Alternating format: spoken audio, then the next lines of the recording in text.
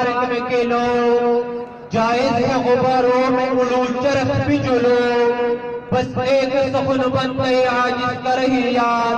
अल्लाह को और अपनी हकीकत को न भूलो। दाऊद को अमीर जमात इस्लामी जिला बाजोड़ मौलाना वहीदुल सत्तार कराची और बाजोड़ टैलेंट अवार्ड सेरेमनी का मुखातिब थी अमीर जिला मौलाना वहीदुल।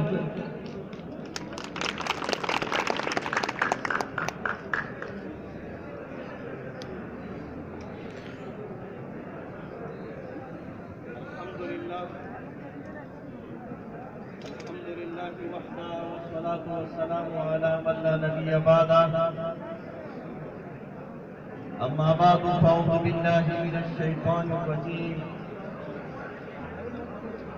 बिस्मिल्लाहिर रहमानिर रहीम। या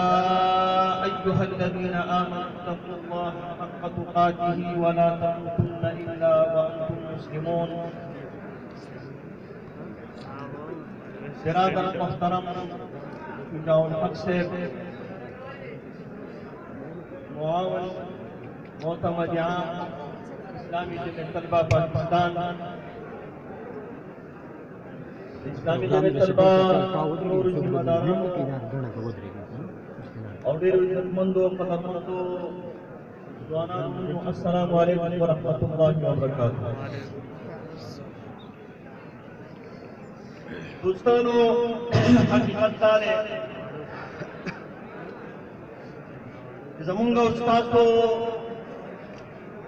यौ तरफ दे मल्क खुशकिस्मती दा कि पाकिस्तान की 65% आबादी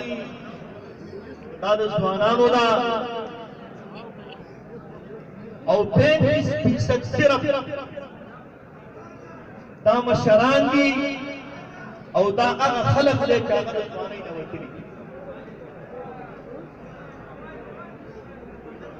और नदी पर निस्बत बानी को यूरोप के तनासुब पर आकस है तागे न जवाना और शरह और तादाद तीन ज्यादा हम दे तो बुढ़ागानों पर निस्बत बानी और बुढ़ागानी ज्यादा और जवान के द मुआशरे द किरदार द पारा मल्क द तरक्की द पारा सकवले से अल्फाज बुरा मुशक्की कवल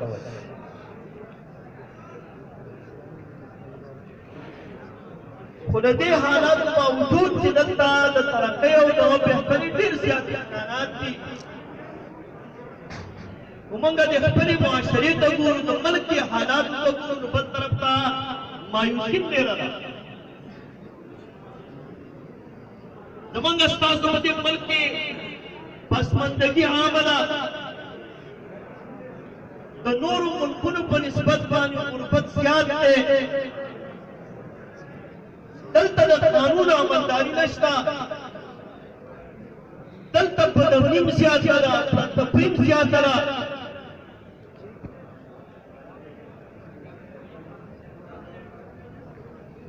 और दलता करप्शन दे बदगुमानी दा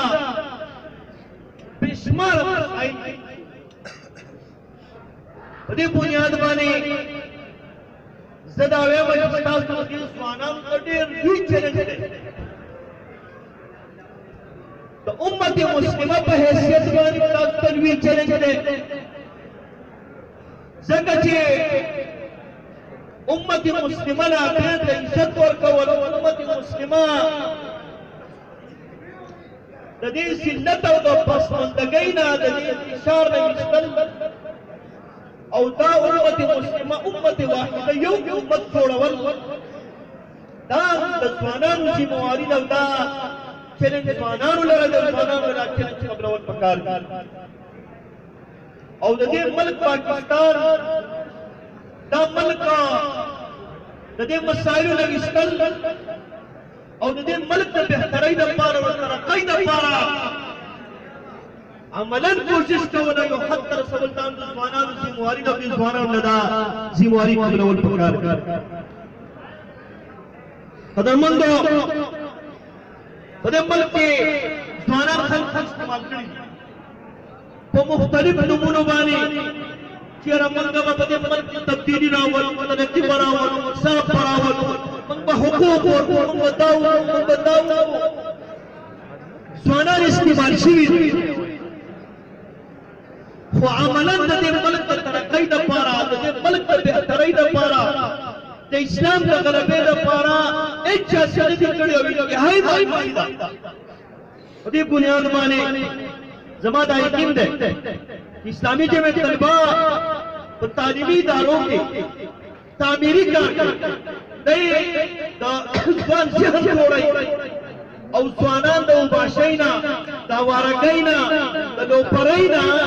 صحیح طرف ته د خپل کردار ادا کوي په دې بنیاد باندې زما دا درخواست دی